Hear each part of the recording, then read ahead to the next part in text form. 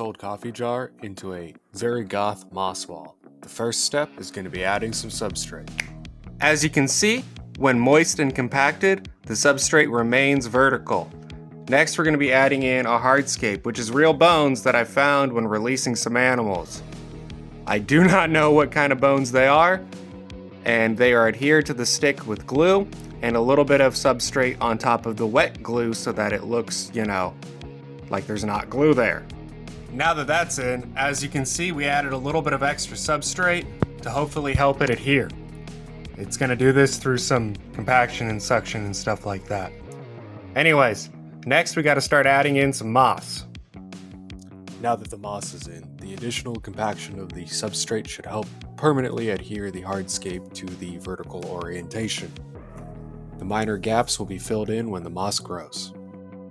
Following that, we added a small cutting of oak leaf creeping fig in the bottom that will vine up and fill a lot of this space.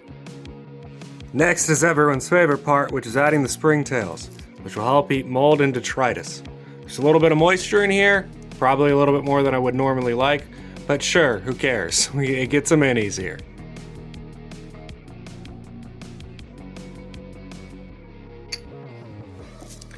Now we gotta quickly cap it. And there we go. This should grow in and fill in the gaps quite well in the next coming weeks. Alright,